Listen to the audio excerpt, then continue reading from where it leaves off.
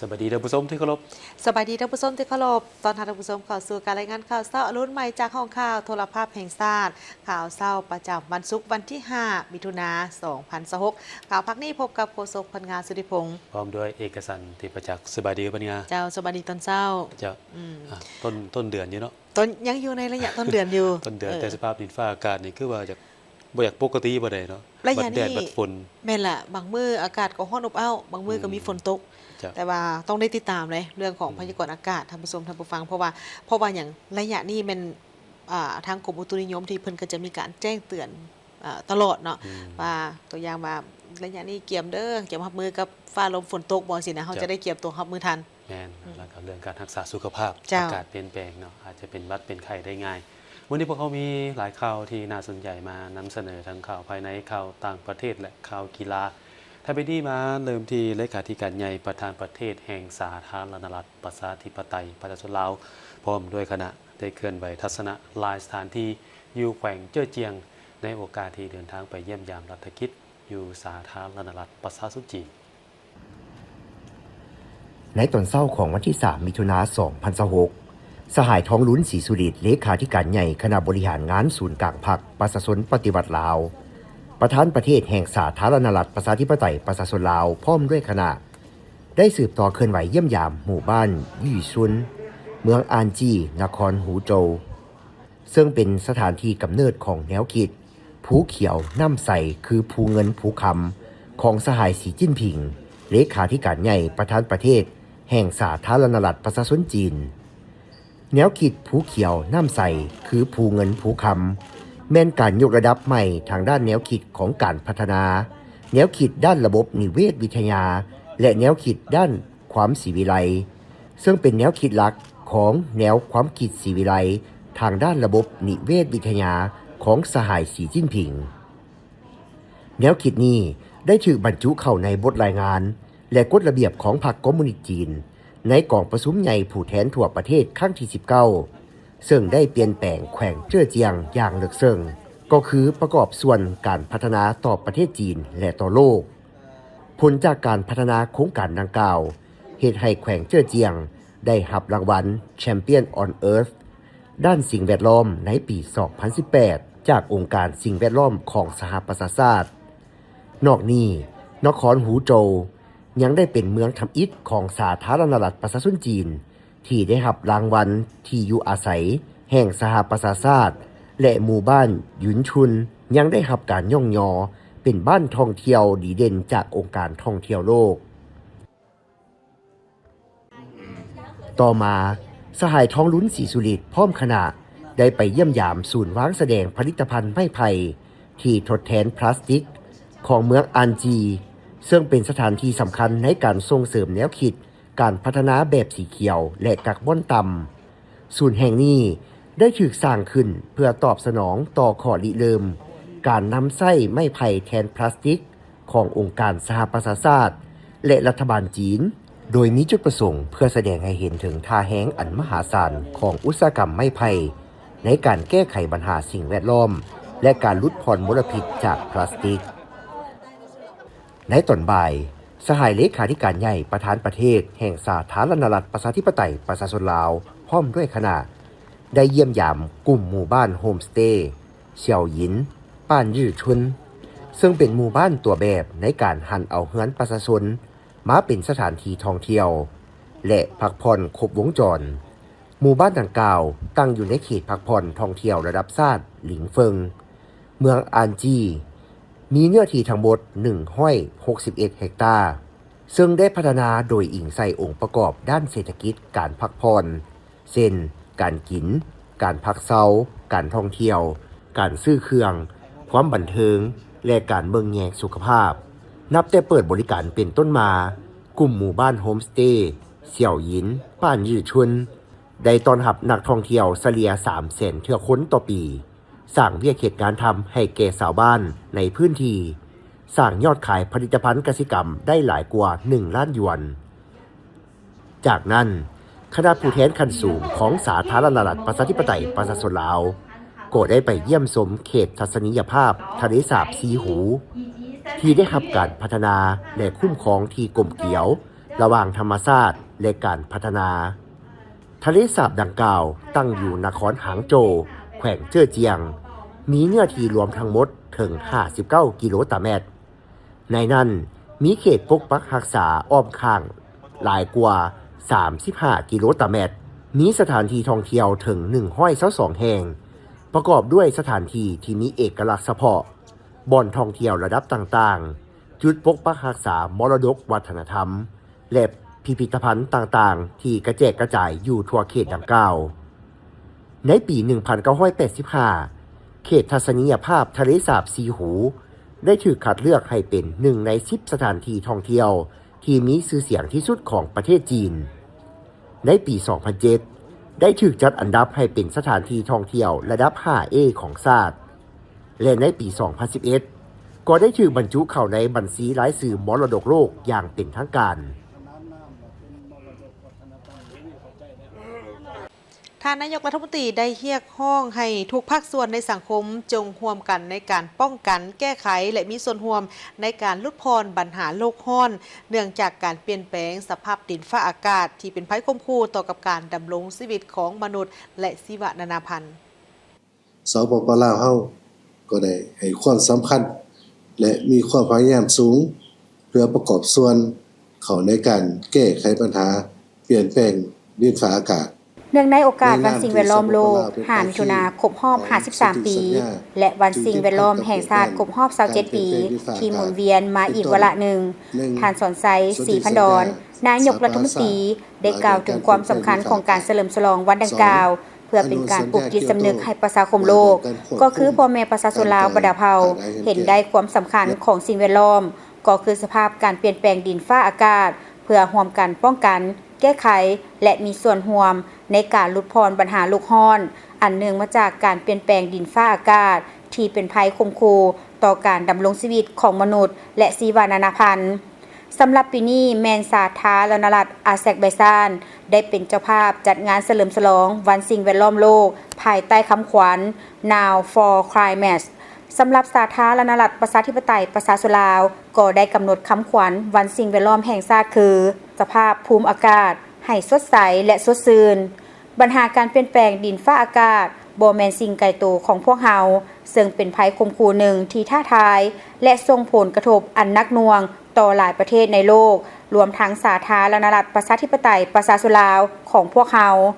สาเหตุต้นตอของการเปลี่ยนแปลงดินฟ้าอากาศแม่นมาจากการปล่อยธาตุอายเหือนแก้วซึ่งแม่นการกระทำของมนุษย์ขึ้นสู่ชั้นบรรยากาศที่มาจากการเผาไหม้น้ำมันเชื้อไฟ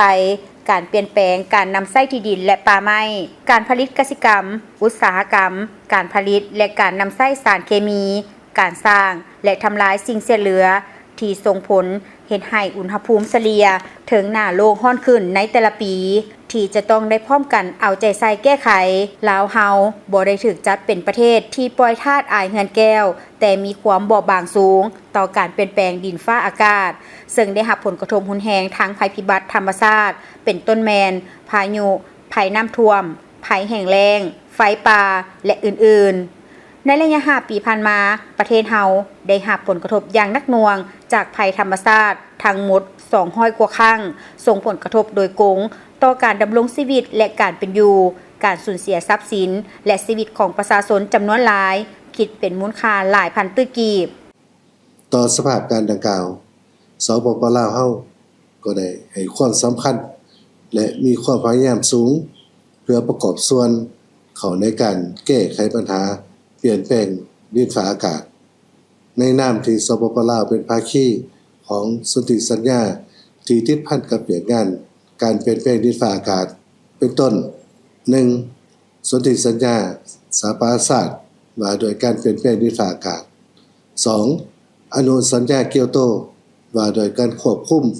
การปล่อยถ่านอายเหือนแก้วและ 3. สัญญาปารีสว่าโดยการเปลี่ยนแปลงดินฟ้าอากาศรัฐบาลก็ได้วางนโยบายยุทธศาสตร์และกิจกรรมสำคัญต่างๆในการแก้ไขปัญหาซึ่งได้รับพ้องเอายุทธศาสตร์แห่งชาติในการแก้ไขปัญหาการเปลี่ยนแปลงดินฟ้าอากาศดำรัสว่าโดยการเปลี่ยนแปลงดินฟ้าอากาศดำรัสว่าด้วยสินเชื่อกับบอนและ ได้เสื่อมสารเอาเวียนงานดังกล่าวเข้าในแผนพัฒนาเศรษฐกิจสังคมแห่งชาติ5ปีครั้งที่10 2026-2030 พร้อมนั้นก็ได้จัดตั้งปฏิบัติสัญญาปารีสโดยการกำหนดขาดหมายสู่ส้นของแผนงานแห่งชาติเพื่อประกอบส่วนแก้ไขปัญหาการเปลี่ยนแปลงดินฟ้าอากาศหรือ NDC เพื่อลดผ่อนการปล่อยและเพิ่มการดูดซับถ่านไอเงินแก้วให้ได้60 ส่วนห้อยภายในปี 2030 และให้เป็นศูนย์ในปี 2050 ซึ่งได้กำหนดมาตรการสำคัญเป็นต้นการเพิ่มเนื้อที่ปกคลุมป่าไม้ให้ได้70 ส่วนห้อยในปี 2035 ของเนื้อที่ทั่วประเทศเพิ่มกำลังติดตั้งพลังงานทดแทนและพลังงานสะอาดให้ได้30 ส่วนห้อยและเพิ่มการนำใช้รถไฟฟ้าให้ได้30 ส่วนห้อยในปี 2030 ในน้ำต่างหน้าให้รัฐบาลลาวท่านนายกได้ให้คำมั่นสัญญาและความมุ่งมั่นในการแก้ไขและรับมือกับการเปลี่ยนแปลงดินฟ้าอากาศร่วมกับประชาคมโลกโดยหันเอาบรรดานโยบายและนิติกรรมที่เกี่ยวข้องเข้าสู่การปฏิบัติตัวจริงอย่างเป็นรูปธรรมพร้อมนี้ก่อเรียกร้องและเชิญชวนมายังทุกภาคส่วนในสังคมจงให้การร่วมมือและเป็นเจ้าการประกอบส่วนเข้าในการแก้ไขปัญหาดังกล่าวเป็นต้นปกปักรักษาป่าไม้ปลูกต้นไม้ปลูกป่าเพื่อเพิ่มเนื้อที่สีเขียวสมใช้พลังงานอย่างประหยัดลดผ่อนการนำใช้พลังงานเสื้อไฟส่งเสริมการผลิตและนำใช้พลังงานสะอาดพลังงานทดแทนและลดผ่อนสิ่งเศษเหลือพลาสติกหันจากการผลิตกสิกรรมแบบดั้งเดิมเป็นต้นการถางป่าเฮ็ดไร่การจูดพื้นที่กสิกรรมการจูดป่าล่าสัตว์และอื่นๆไปสู่การผลิตกสิกรรมแบบยืนยงและลดพรการปล่อยมลพิษเพื่อช่วยกันปกป้องโลกของพวกเขาให้น่าอยู่และยืนยง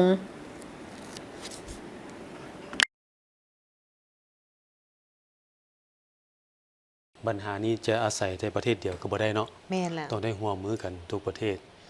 ถือว่าเป็นยุทธหนึ่งที่หลายประเทศก็ให้ความสำคัญขนาดได้ แม่น บางประเทศที่เป็นประเทศอุตสาหกรรมนะก็จะพยายาม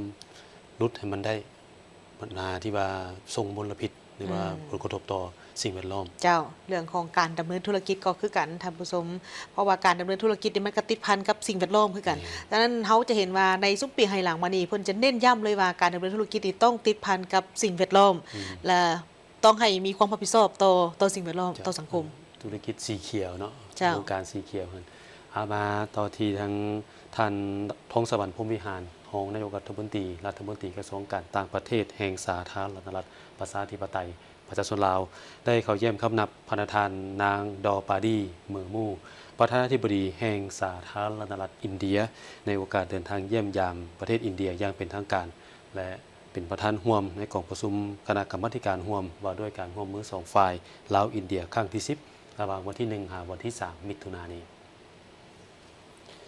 ท่านรองนายกรัฐมนตรีท้องสวรรค์พรหมวิหารได้นำเอาความยื้อยามถามข่าวอันอบอุ่นจากประธานประเทศทองรุ้นศรีสุริตถึงประธานาธิบดีดอปาดีเมอร์มู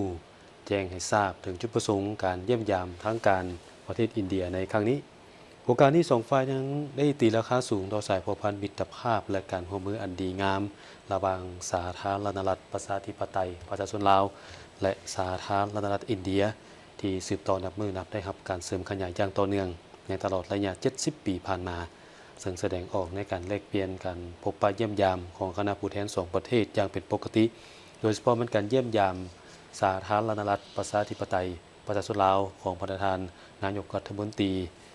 นาเรนดาโมดีในโอกาสเข้าร่วมการประชุมสุดยอดอาเซียนอินเดียในเดือนตุลาคม 2024 ผ่านมาพร้อมนี้2ฝ่ายยังได้แสดงความสมเชยในโอกาสครบรอบ70 ปีแห่งการสร้างตั้งสายพัวพันธ์การทูตระหว่าง2ประเทศในปี 2026 นี้ได้เห็นดีจัดกิจกรรมร่วมกันเพื่อเฉลิมฉลองวันสำคัญดังกล่าวให้มีเนื้อในมีความหมายสำคัญ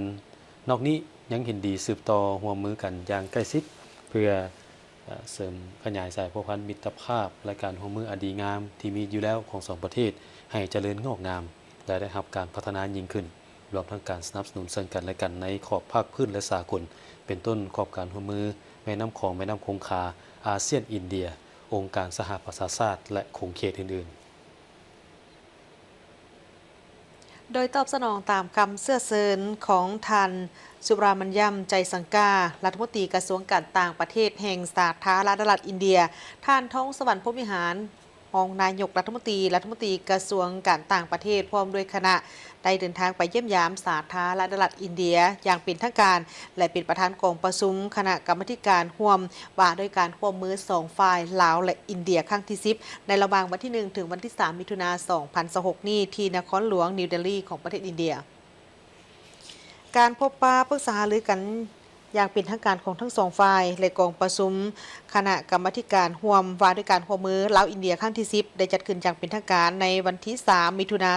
2026โดยการเป็นประธานร่วมของทั้งสองรัฐมนตรีกระทรวงการต่างประเทศลาวและอินเดียในกองประชุมท่านสุบรายมัญญัมใจสังกาก็ได้แสดงความยินดีต้อนรับอย่างอบอุ่นและตีราคาสูงต่อการเดินทางมาเยี่ยมยามอินเดียอย่างเป็นทางการของคณะผู้แทน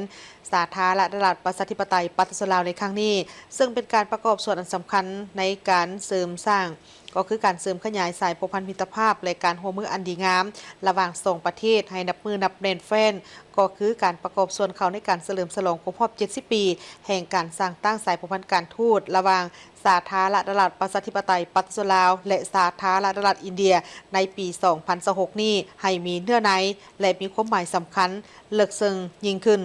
ในโอกาสเดียวกันท่านท้องสวรรค์พรหมวิหาร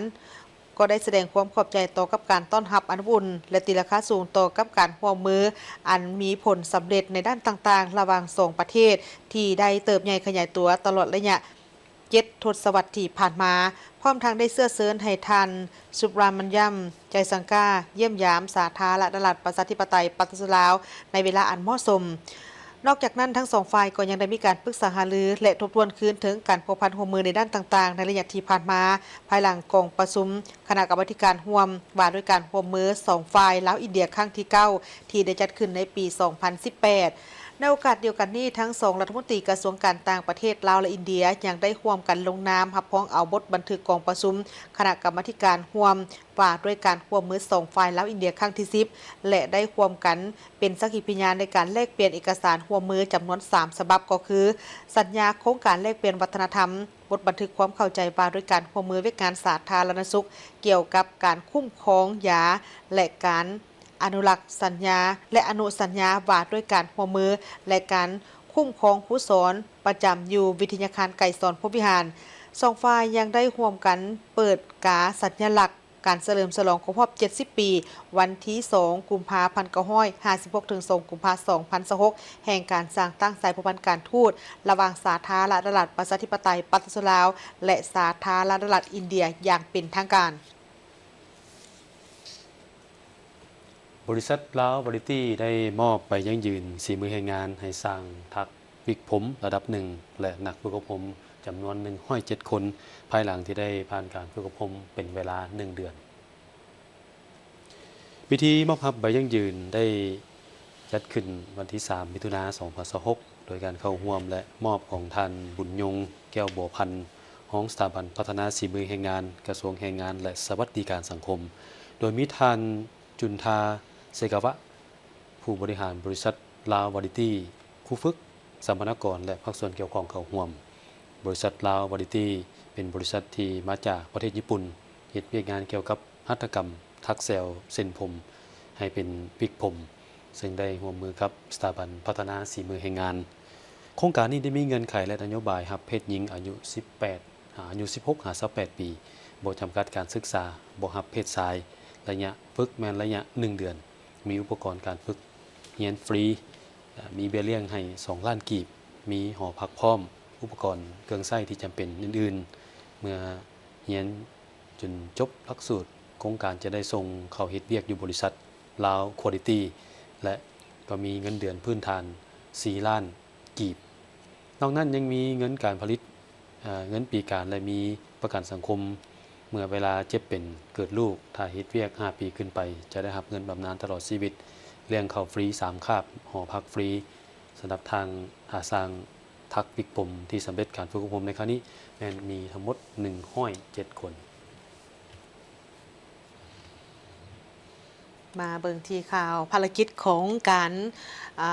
เข้าไปช่วยเหลือผู้ที่ติดอยู่ภายในถ้ำของบ้านพันไซเมืองหลงแจ้งแขวงไซสมบูรณ์มาฮอดปัจจุบันนี้2 คนยังมีการค้นหาอยู่ยังบ่ทันพบเทื่อว่าอยู่จุดใดแท้แต่ว่าทุกกำลังบ่ว่าจะเป็นหน่วยกู้ภัยของทั้งลาวและก็ต่างประเทศรวมไปถึงภาคส่วนต่างๆก็ได้สุ่มกำลังเข้าใส่ซึ่งเมื่อวานนี้ก็ได้นำเสนอเกี่ยวกับทางด้านของสหพันธ์แม่หญิงเพิ่นก็ได้ไปช่วยเรื่องของการปรุงแต่งอาหารแต่งอยู่ครัวกินเพื่อช่วยบรรดากำลังพลที่ไปสุ่มอยู่หน้าปากถ้ำหั่นเนาะอันนี้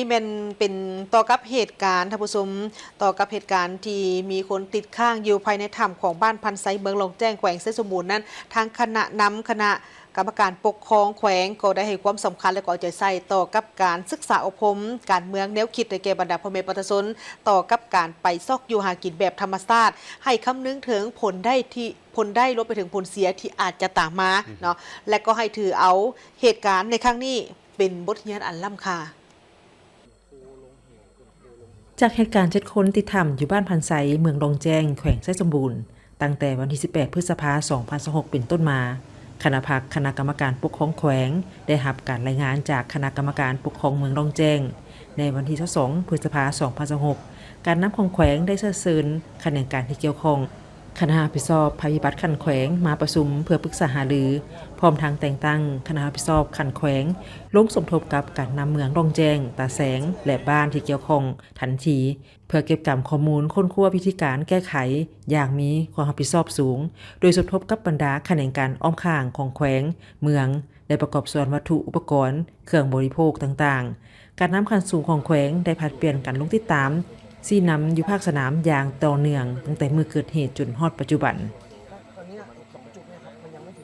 เป็นสั้นเมื่อสภาพคือเกิดขึ้นที่นี่ข้าพเจ้าคิดว่ามันเป็นบทเรียนทั้งผู้อยู่ในธรรมและก็ทั้งภาคส่วนประชาชนบ่แม่นแต่เศร้าใส่สมบูรณ์ทั่วประเทศก็ถือเป็นบทเรียนว่าธรรมชาติเป็นธรรมที่พวกเฮาบ่ได้รับการพัฒนาเป็นแหล่งท่องเที่ยวเป็นธรรมชาติเพราะฉะนั้นในธรรมนั้นมันจะเป็นธรรมที่น้อยเป็นหู้ที่น้อยเข้าไปนำมันสิเกิดหยังขึ้นอันนี้พวกเฮาต้องได้เข้าใจนำกันคนเสียหายก็หลายทั้งเสียหายทั้งนั้นกระทบทั้งด้านจิตใจของผู้นำภาครัฐพวกเฮาก็ทอดนำข้าพเจ้าเองเป็นห่วงเป็นใยนำพ่อแม่ประชาชนทุกสิ่งทุกอย่างได้ทุ่มเทให้เบิดแล้วจึงมีผลสำเร็จสำเร็จขอให้ประชาชนนี่คิดถึงว่าภาครัฐของเฮาได้ทุ่มเทมาสำนี้นี่เพื่อกอบกู้เอาบรรดาลูกๆหลานๆพ่อแม่ประชาชนมาได้สำนี้แม่นปัญหาที่เป็นความตัดสินใจสูงเหตุการณ์ครั้งนี้ได้กลายเป็นข่าวที่ทั่วสังคมทั่วประเทศและทั่วโลกให้ความสนใจโดยคณะกรรมการปกครองแขวงจะเพิ่มการศึกษาอบรมให้ประชาชนได้รู้ถึงระเบียบหลักการกฎหมายสุ่มใช้ในการพันขยายเผยแพร่เสริมซึมคำสั่งเลขที่46/นย.ว่าด้วยการต้านและสกัดกั้นการลักลอบการขุดค้นและปรุงแต่งเก็บซื้อขายนำเข้าส่งออกแร่ธาตุและผลิตภัณฑ์แร่ธาตุที่บ่ถูกต้องตามกฎหมายและระเบียบหลักการในขอบเขตทั่วประเทศสุ่มใช้ศึกษาอบรมการเมืองแนวคิดให้พ่อแม่ประชาชนมีความรับรู้อย่างลึกซึ้งต่อกับทรัพย์สินของชาติรู้เคารพการจัดตั้งกฎหมายนิติกรรมต่างๆที่เกี่ยวข้องนอกนั้นให้มีสติระวังตัวต่อกับสภาพแวดล้อมดินฟ้าอากาศติดตามการแจ้งเตือนจากกรมอุตุนิยมอุทกศาสตร์จังซั่นเฮ็ดแนวใดต่อไปนี้เพื่อให้เป็นบทเรียนให้แก่ประชาชนในท้องถิ่นโดยเฉพาะแข้งที่สมบูรณ์นี่แหละเป็นแข้งที่มีผู้พาเหี่ยวซันมีธรรมมีหู้หลายจังซั่นเฮ็ดแนวใดก็ต้องให้ประชาชนทั้งหมดนี่มีสติเนาะให้พักฟังความการจัดตั้งอำนาจการปกครองท้องถิ่นที่ได้ตักเตือนอบรมสั่งสอนให้แก่พ่อแม่ประชาชนบ่ให้ดื้อด้านและบ่ให้เห็นแก่ความอยากได้ความอยากมีความอยากกินอยากอยู่และไปเขาทำเขาฮู้จะเกิดปัญหาดังกล่าวเนี่ยก็เฮ็ดให้ประเทศชาติพวกเฮาหมดตัวพรรคตัวรัฐมี มีความยุ่งยากซับซ้อน30กอบกู้เอามาได้ใช้เวลามาฮอดปัจจุบัน12วันแล้วบ่ลงทุนก็บ่แม่นน้อยปานใดคนเสียหลาย สำหรับการปฏิบัตินโยบายต่อกับบรรดาหน่วยกู้ภัยต่างประเทศและลาวที่เข้ามาช่วยเหลือประชาชน7คนติดถ้ำนั้นคณะกรรมการปกครองแขวงเมืองตาแสงและบ้านที่เกี่ยวข้องได้มีแผนปฏิบัติตามประเพณีลาวที่มีบาสีสู่ขวัญให้แก่บรรดาทีมกู้ภัยทั้งภายในและต่างประเทศอย่างสมเกียรติคนคว้าหนังสือย่องยอตามระเบียบหลักการอย่างสมเกียรติสำหรับทีมงานกู้ภัยต่างประเทศประสานสมทบกับคณะภาคขั้นสูงมีหนังสือขอบใจระหว่างการนำขั้นสูงหาประเทศที่เกี่ยวข้องอย่างเป็นทางการอำนวยความสะดวกให้บรรดาทีมกู้ภัยทั้งภายในและต่างประเทศกลับคืนสู่ประเทศอย่างปลอดภัย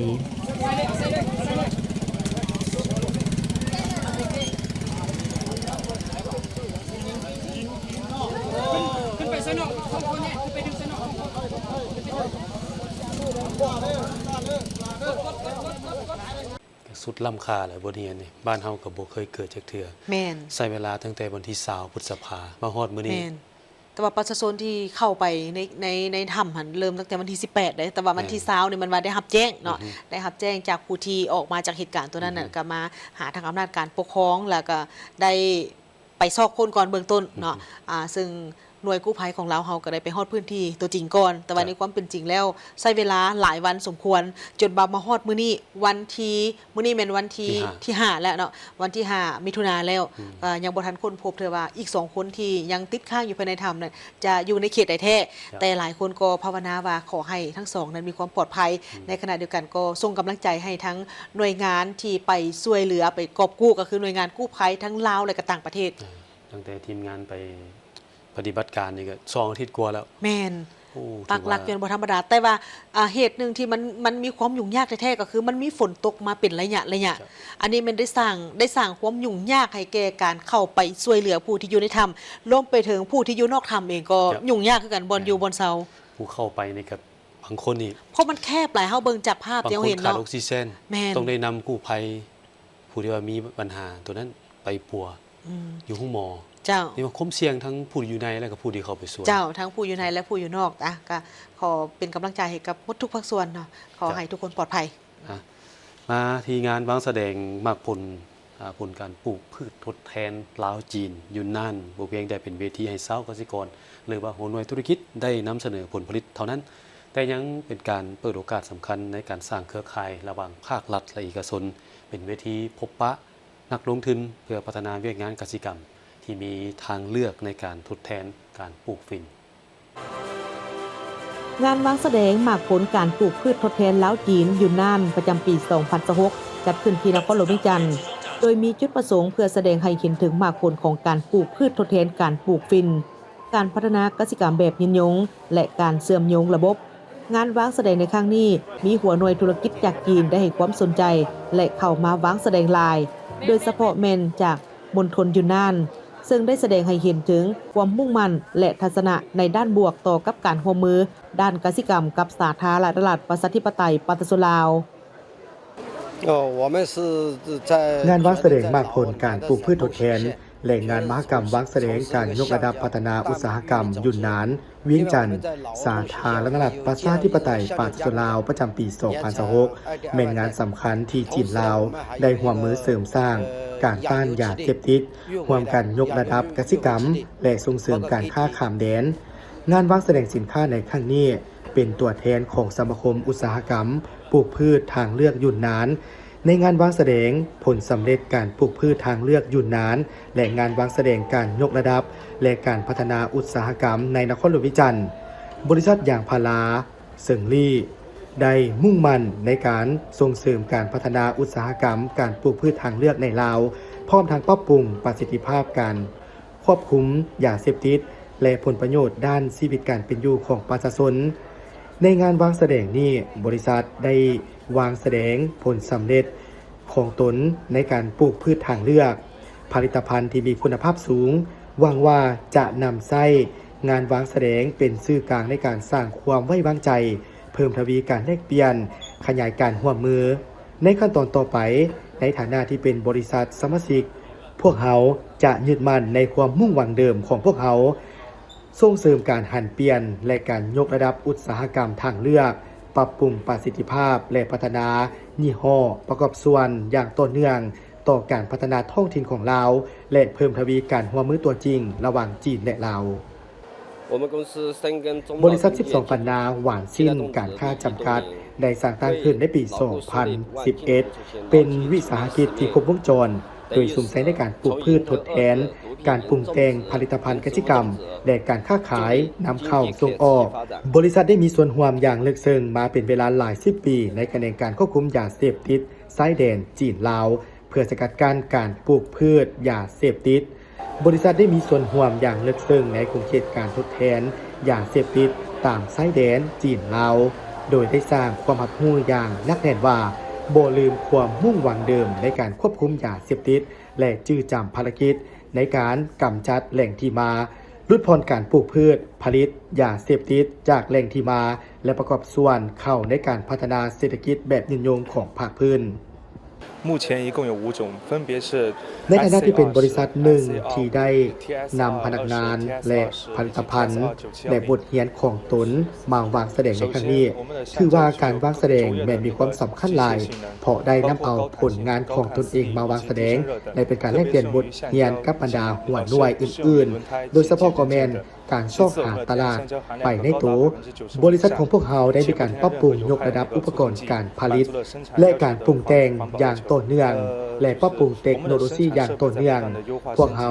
ได้สนับสนุนการเข้าร่วมของสามเกษตรกรท้องถิ่นในโครงการปลูกแบบร่วมมือเพื่อสนองวัตถุดิบมาดุดแล้วบริษัทของพวกเขาสนองนโยบายท้องถิ่นและกลไกการปกป้องราคาเป็นเวลาเกือบ20 ปีพวกเขายังได้รับประกันความยืนยันของการสนองวัตถุดิบของพวกเขาการวางแสดงผลสำเร็จทางด้านการปลูกพืชทดแทนการแลกเปลี่ยนแนวความคิดการพัฒนาการส่งเสริมยกระดับอุตสาหกรรมการเพิ่มทวีการร่วมมือตัวจริงแสดงให้เห็นถึงผลได้ขับที่โดดเด่นของความพยายามในการปลูกพืชทดแทนของจีนและลาวสร้างเวทีที่สำคัญสำหรับการประสานงานทางด้านอุตสาหกรรมแลกเปลี่ยนทางด้านเทคโนโลยีและการร่วมมือทางด้านการค้า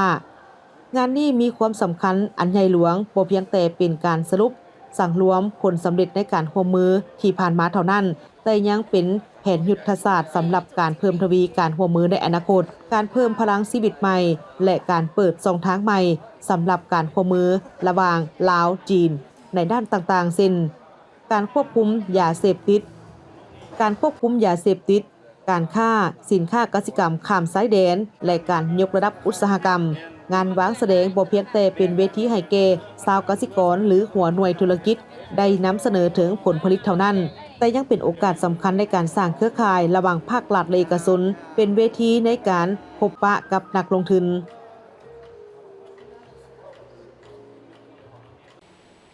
พิธีออกอากาศสารคดีความผูกพันทางด้านวัฒนธรรมของท่านสีจิ้นผิงอยู่สาธารณรัฐประชาธิปไตยประชาชนลาวซึ่งได้จัดขึ้นอย่างเป็นทางการในมื้อวันที่ 2 มิถุนายน 2026 นี้เนื่องในโอกาสที่ประธานประเทศแห่งสาธารณรัฐประชาธิปไตยประชาชนลาวได้เดินทางไปเยี่ยมยามรัฐกิจอยู่ที่สาธารณรัฐประชาชนจีนพร้อมทั้งเป็นการเฉลิมฉลองครบรอบ 65 ปีแห่งการสร้างตั้งสายพัวพันการทูตลาวจีน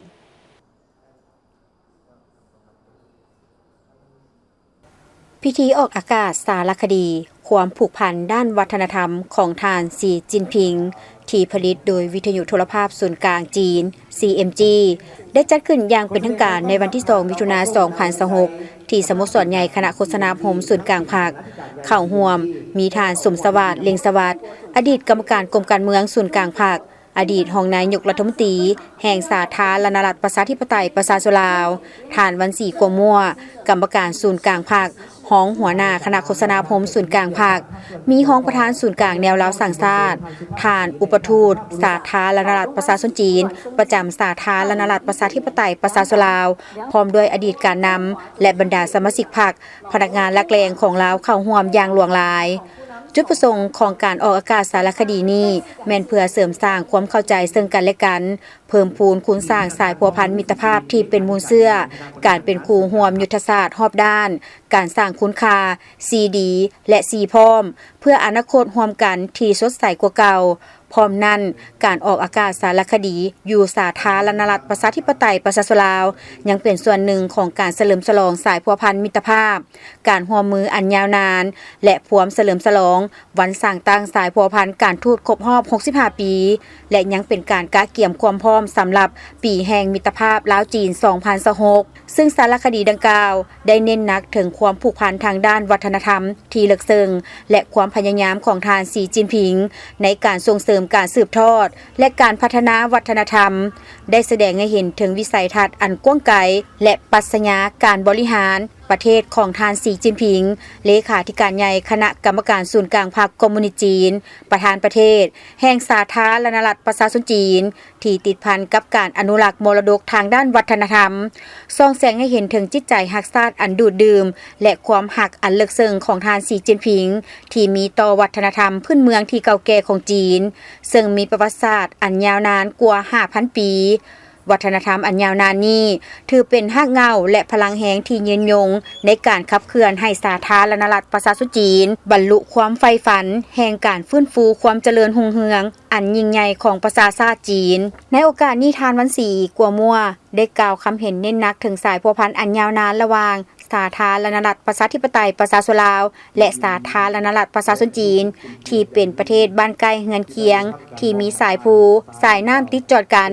มีระบบการเมืองและทิศทางการพัฒนาประเทศชาติมีวัฒนธรรมหลายอย่างคล้ายคลึงกันประชาชนสองชาติมีมูลเสื้อการพัวพันไปมาหาสู่กันมาแต่โบราณกาลท่านได้กล่าวถึงการเพิ่มพูนคุณสร้างสายพัวพันร่วมมือระหว่าง2 ภาค 2 รัฐและประชาชน2 ชาติลาวจีนโดยผ่านการนำพาของบรรดาผู้นำหุ้นต่างๆนับแต่ประธานเหมาเจ๋อตุงประธานไก่สอนพรหมวิหารจนถึงการยกระดับสายพัวพันเป็นคู่ร่วมยุทธศาสตร์รอบด้านมั่นคงยาวนานตามทิศซีดีและการลงนามในแผนแม่บทว่าด้วยการสร้างคู่ร่วมศัตรกรรมลาวจีนฉบับที่1และที่2ท่านมันสีกัวมัวยังได้กล่าวตื่นว่าการสายสารคดีความผูกพันด้านวัฒนธรรมของทานสีจิ้นผิงในครั้งนี้ถือเป็นโอกาสดีที่จะเห็นให้ประชาชนลาวได้รับรู้เกี่ยวกับวัฒนธรรมก็คือผลสำเร็จในการสร้างสาพัฒนาประเทศชาติจีนหลายขึ้นสารคดีดังกล่าวบ่เพียงแต่ส่องแสงถึงแนวคิดการนำพาที่โดดเด่นของทานสีจิ้นผิงเท่านั้นแต่ยังส่องแสงแนวคิดใหม่จากตำราบูฮานเฮ็ดให้พวกเขารับรู้เกี่ยวกับสติปัญญาด้านการบริหารประเทศความผูกพันด้านวัฒนธรรมของผู้นำจีนก็คือมากผลอันอุดมสมบูรณ์แห่งความทันสมัยแบบจีนอย่างจะแจ้งกว่าเก่าและเข้าใจแนวคิดทานสีจิ้นผิงเกี่ยวกับสังคมนิยมที่มีสีสันพิเศษของจีนในยุคใหม่อย่างรอบด้านกว่าเก่าท่านเน้นย้ำว่านี่ถือเป็นบทเรียนที่สำคัญและล้ำค่าสำหรับประเทศลาวในภารกิจเปลี่ยนแปลงใหม่รอบด้านที่มีหลักการและเปิดประตูสู่ภายนอกก้าวเดินตามเส้นทางสังคมนิยมอย่างหนักแน่นในโอกาสปีมิตรภาพลาวจีนและครบรอบ65 ปีแห่งการสร้างตั้งสายพัวพันทางการทูตท่านวันศรีกัวมัวได้แสดงความยินดีที่จะสืบต่อการร่วมมือกับวิทยุโทรภาพศูนย์กลางจีน CMG สุกยู่ให้2ประเทศมีการเปลี่ยนแปลงสุกยู่ให้2ประเทศมีการแลกเปลี่ยนผลงานรูปเงาโทรภาพที่ดีเด่นเพื่อสร้างบรรยากาศที่ดีให้แก่การสร้างคู่ร่วมศัตรกรรมลาวจีนหัดแน่นการพัวพันร่วมมือการสนับสนุนซึ่งกันและกันของประชาชน2ประเทศให้แน่นแฟ้นยิ่งขึ้นบรรดาผู้นำลาวได้แสดงความสมเสยและความเคารพนับถืออย่างสูงต่อการออกอากาศสารคดีดังกล่าวพร้อมทั้งถือว่าสารคดีนี้เป็นบทเรียนที่ดีเลิศให้แก่สาธารณรัฐประชาธิปไตยประชาชนลาวในการปกปักรักษาและเสริมขยายคุณค่าทางด้านวัฒนธรรมที่เป็นเอกลักษณ์ของชาติการเรียนรู้จากประสบการณ์ของจีนจะช่วยให้สาธารณรัฐประชาธิปไตยประชาชนลาวสามารถพัฒนาเศรษฐกิจสังคมและสุขอยู่ภารกิจแห่งการสร้างสังคมนิยมอยู่สาธารณรัฐประชาธิปไตยประชาชนลาวได้อย่างมีประสิทธิภาพในโอกาสอันเป็นมูลเชื่อนี้บรรดาผู้นำลาวได้เชื่อมั่นอย่างนักแน่นว่าสารคดี ความผูกพันด้านวัฒนธรรมของทานสีจิ้นผิงจะเป็นขัวต่อทางด้านจิตใจที่สวยหัดแน่นความเข้าอกเข้าใจซึ่งกันและกันเสริมสร้างสายพัวพันมิตรภาพที่เป็นมูลเชื่อการเป็นคู่ร่วมยุทธศาสตร์รอบด้านมั่นคงยาวนานตามทฤษฎีและเพิ่มพลังแหงให้แก่การสร้างคู่ร่วมศัตรกรรมลาวจีนลาวให้มีมาตรฐานสูงคุณภาพสูงและระดับสูงกว่าเก่าสารคดีความผูกพันด้านวัฒนธรรมของทานสีจิ้นผิงจะสายออกอากาศอยู่สาธารณรัฐประชาธิปไตยประชาชนลาวโดยผ่านช่องโทรภาพแห่งชาติลาว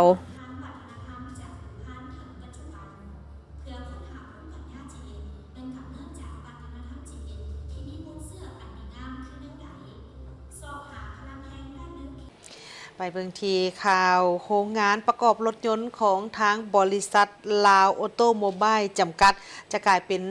ฐานในการผลิตรถใหญ่ประเภทรถด้ามและรถขนส่งขนาดใหญ่พร้อมทั้งจะกลายเป็นแหล่งบำรุงก่อสร้างทรัพยากรมนุษย์ในอุตสาหกรรมยานยนต์รถไฟฟ้าภายหลังที่มีการเซ็นสัญญาทั้งหมด4ฝ่ายด้วยกันในนี้ประกอบมีระหว่างบริษัทลาวออโตโมบายจำกัดวิทยาลัยวิชาชีพเมืองเหลียวโจประเทศจีนและบริษัทรถยนต์ตงฟงเหลียวโจจำกัดและวิทยาลัยเทคนิควิชาชีพแขวงขมวนพิธีเปิดตัวแนะนำรถบรรทุกสู่ตลาดของโรงงานผลิตรถยนต์แห่งทับอิฐในสาธารณรัฐประชาธิปไตยประชาชนลาวพร้อมกับพิธีลงนามสัญญาการร่วมมือระหว่างวิทยาลัยและวิสาหกิจได้จัดขึ้นในวันที่ 2 มิถุนายนที่บริษัทลาวออโตโมบายจำกัดโดยการให้เกียรติเข้าร่วมของท่านติงคำสุรินทารองหัวหน้ากรมอาชีวศึกษาท่านเหวยหายจินเลขาคณะกรรมการวิทยาลัยวิชาชีพเมืองหลิวโจวประเทศจีนพร้อมด้วยคณะผู้บริหารครูอาจารย์และนักศึกษาเข้าร่วมในพิธีท่านถังไข่ประธานบริษัทลาวออโตโมบายจำกัดได้กล่าวว่าความสำเร็จในการเปิดโรงงานประกอบรถยนต์แห่งทับอิฐนี้ถือเป็นบาดก้าวกระโดดอันสำคัญของอุตสาหกรรมยานยนต์ลาวโรงงานแห่งนี้จะกลายเป็นฐานการผลิตรถใหญ่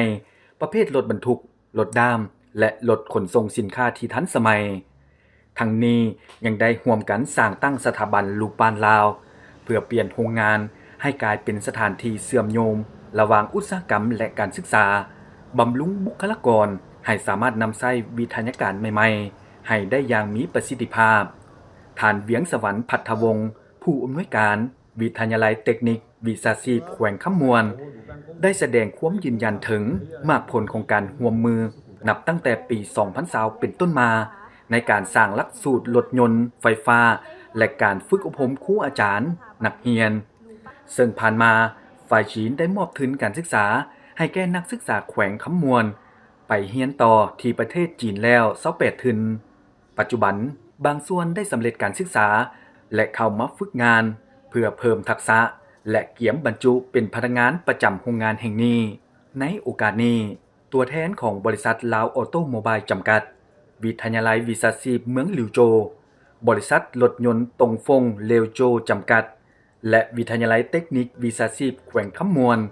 ได้ร่วมกันลงนามในสัญญาร่วมมือด้านอาชีวศึกษาและพัฒนาร่วมด้านอุตสาหกรรมยานยนต์ระหว่างจีนลาวเพื่อร่วมกันบ่มเพาะบุคลากรคุณภาพป้อนเข้าสู่ตลาดแรงงานแขนงการยานยนต์นอกจากนี้ยังได้มีพิธีมอบทุนการศึกษาให้แก่นักศึกษาดีเด่นของสถาบันลูป้านลาวจากบรรดาผู้บริหารและผู้นำอาชีวศึกษาเพื่อเป็นการย่องยอสมเสยและส่งเสริมการศึกษาให้แก่บรรดานักศึกษาที่จะกลายเป็นกำลังหลักในอนาคตของแขนงอุตสาหกรรมยานยนต์ลาวท่านผู้ชมวันที่5มิถุนายนก็คือมื้อนี้พรรครัฐบาลเฮาได้กำหนดเอาเป็นวันสิ่งแวดล้อมแห่งชาติวันสิ่งแวดล้อมแห่งชาติเพื่อส่งเสริมการปลูกจิตสำนึกและยกระดับความตื่นตัวในการปกปักรักษาสิ่งแวดล้อมให้แก่ปวงชนซึ่งการเฉลิมฉลองปีนี้ก็ประกอบมีงานสัปดาห์เฉลิมฉลองวันสิ่งแวดล้อมโลกและวันปลูกต้นไม้แห่งชาติภายใต้หัวข้อหยุดการจูดป่าและปลูกต้นไม้หลายล้านต้นเพื่ออากาศของวันสิ่งแวดล้อมโลกและวันสิ่งแวดล้อมแห่งชาติแม้นเพื่อเป็นการสร้างจิตสำนึกให้ประชาคมโลก ก็คือประชาชนลาวบรรดาเผ่า เนื่องในวันสิ่งแวดล้อมโลกครบรอบ53 ปีและวันสิ่งแวดล้อมแห่งชาติครบรอบ27 ปีปริญญาเอกลินคำดวงสวรรค์รัฐมนตรีกระทรวงเกษตรกรรมและสิ่งแวดล้อมได้แถลงการณ์เนื่องในวันสิ่งแวดล้อมโลกครบรอบ53 ปีและวันสิ่งแวดล้อมแห่งชาติครบรอบ27 ปีเพื่อปลุกระดมทั่วสังคมให้ยกสูงความตื่นตัวและร่วมกันแก้ไขวิกฤตการณ์ด้านสภาพภูมิอากาศโดยท่านได้กล่าวว่าภาคและรัฐบาลได้กำหนดเอาวันที่ 5 มิถุนายนของทุกๆปีเป็นวันสิ่งแวดล้อมแห่งชาติเพื่อส่งเสริมปลูกจิตสำนึกและยกระดับความตื่นตัวในการปกป้องรักษาสิ่งแวดล้อมให้แก่ปวงชนแต่ละปีจะได้พร้อมกันเฉลิมฉลองวันสำคัญดังกล่าวร่วมกับประชาคมโลกการเฉลิมฉลองวันสิ่งแวดล้อมโลกและวันสิ่งแวดล้อมแห่งชาติแม้นเพื่อเป็นการสร้างจิตสำนึกให้ประชาคมโลกก็คือประชาชนลาวบรรดาเผ่าเห็นได้ความสำคัญของสิ่งแวดล้อมก็คือการเปลี่ยนแปลงของสภาพการเปลี่ยนแปลงดินฟ้าอากาศเพื่อร่วมกันป้องกันแก้ไขและมีส่วนร่วมในการลดพรปัญหาโลกร้อนอันเนื่องมาจากการเปลี่ยนแปลงของสภาพดินฟ้าอากาศที่เป็นภัยคุมคู่ต่อการดำรงชีวิตของมนุษย์และชีวนานาพันธุ์สำหรับปีนี้องค์การสหประชาชาติเพื่อสิ่งแวดล้อมได้กำหนดหัวข้อการเฉลิมฉลองวันสิ่งแวดล้อมโลกโดยสุ่มใส่การจัดตั้งปฏิบัติเวียกงานสภาพภูมิอากาศซึ่งสาธารณรัฐอาเซอร์ไบจานจะได้เป็นเจ้าภาพจัดงานเฉลิมฉลองวันดังกล่าวภายใต้คำขวัญ Now for Climate สำหรับสปป.ลาวก็ได้กำหนดคำขวัญวันสิ่งแวดล้อมแห่งชาติคือถึงเวลาแล้วที่พวกเราต้อง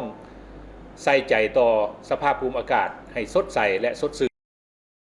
สำหรับสาธารณรัฐประชาธิปไตยประชาชนลาวได้กำหนดคำขวัญวันสิ่งแวดล้อมแห่งชาติคือสภาพภูมิอากาศให้สดใสและสดชื่นคำขวัญการเฉลิมฉลองวันสิ่งแวดล้อมโลกในปีนี้แม้นมีเป้าหมายเน้นหนักใส่การแก้ไขปัญหาการเปลี่ยนแปลงดินฟ้าอากาศที่เป็นปัญหาท้าทายและส่งผลกระทบอันหนักหน่วงต่อหลายประเทศในโลกปัจจุบันพวกเราบ่เพียงแต่เผชิญกับภาวะโลกร้อนธรรมชาติแต่กำลังก้าวเข้าสู่ยุคภาวะโลกร้อนแบบรุนแรงที่สะท้อนให้เห็นถึงความอันตรายของวิกฤตการณ์ดังกล่าวที่ต้องร่วมมือกันหิมห้อนแก้ไขสำหรับสาธารณรัฐประชาธิปไตยประชาชนลาวก็เผชิญหน้ากับปัญหาผลกระทบจากการเปลี่ยนแปลงของดินฟ้าอากาศและปัญหาสิ่งแวดล้อมเสื่อมโทรมเช่นสภาพภูมิอากาศที่มีการเปลี่ยนแปลงโดยเฉพาะในฤดูแล้งอากาศร้อนอบอ้าวอุณหภูมิสูงขึ้นเกิดมีไฟไหม้ลามปาปัญหาหมอกควันและฝุ่น PM 2.5 เกินมาตรฐานในบางเขตฝนตกบ่ถูกตามฤดูกาลเกิดมีฝนบางเฮ็บภัยน้ำท่วมภัยแห้งแล้งดินเซาะเจือนซึ่งได้ส่งผลกระทบต่อโครงสร้างพื้นฐานพื้นที่ทำการผลิตและส่งผลกระทบต่อชีวิตการเป็นอยู่ของประชาชนบรรดาเผ่ารวมทั้งการพัฒนาเศรษฐกิจสังคมของชาติบรรดาท่านที่นับถือและหักแพงสำหรับสปป.ลาวก็เผชิญหน้ากับปัญหาผลกระทบจากการเปลี่ยนแปลงดินฟ้าอากาศต่อปัญหาดังกล่าวรัฐบาลได้ให้ความสำคัญของการแก้ไขปัญหาการเปลี่ยนแปลงดินฟ้าอากาศโดยการสร้างนิติกรรมและยุทธศาสตร์ที่สำคัญเช่นยุทธศาสตร์แห่งชาติการแก้ไขปัญหาการเปลี่ยนแปลงดินฟ้าอากาศดำรัสว่าด้วยการเปลี่ยนแปลงดินฟ้าอากาศดำรัสว่าด้วยสินเชื่อคาร์บอนและได้เชื่อมสานเอาเวียกงานดังกล่าวเข้าในแผนพัฒนาเศรษฐกิจสังคมแห่งชาติ5 ปี 2026-2030 และได้กำหนดคาดหมายการลดพรการปล่อยและเพิ่มการดูดซับธาตุไอเฮือนแก้วให้ได้ 60% ภายในปี 2030 และให้เป็นศูนย์ในปี 2050 โดยการหันไปสู่การผลิตพลังงานสะอาดการนำใช้รถไฟฟ้าการอนุรักษ์ชีวนานาพันธุ์และเพิ่มเนื้อที่ปกคลุมป่าไม้ให้ได้ 70% ในปี 2035การเฉลิมฉลองวันสิ่งแวดล้อมโลกและวันสิ่งแวดล้อมแห่งชาติในปี 2026 ได้จัดไปเคียงคู่กับการเฉลิมฉลองวันปลูกต้นไม้แห่งชาติซึ่งภาครัฐบาลก็คือกระทรวงเกษตรกรรมและสิ่งแวดล้อมได้ร่วมกับภาคเอกชนและภาคส่วนต่างๆจัดกิจกรรมอย่างยิ่งใหญ่เพื่อปลุกระดมและสุขยุให้ทุกภาคส่วนในสังคมทั้งภายในและต่างประเทศเห็นได้ความสำคัญของการปกปักรักษาสิ่งแวดล้อมและพร้อมใจกันเป็นเจ้าการในการป้องกันลดพรและแก้ไขปัญหาสิ่งแวดล้อมและการเปลี่ยนแปลงของสภาพดินฟ้าอากาศด้วยการลงมือปฏิบัติด้วยตนเองโดยเริ่มจากการปลูกและบัวระบาดต้นไม้ลดพรการนำใช้พลาสติกบ่ทิ่มบ่จูดขี้เหงื่อซาทรายบ่จูดพื้นที่การผลิตกสิกรรมและบ่ทำลายป่า สำหรับกิจกรรมในปีนี้ประกอบมีงานสัปดาห์เฉลิมฉลองวันสิ่งแวดล้อมโลกวันปลูกต้นไม้แห่งชาติภายใต้หัวข้อหยุดการจูดป่าปลูกต้นไม้หลายล้านต้นเพื่ออากาศแลนมาราธอนภายใต้หัวข้อแลนเพื่อป่าของพวกเราและอากาศสดใสจัดการสัมมนาวิทยาศาสตร์และอื่นๆ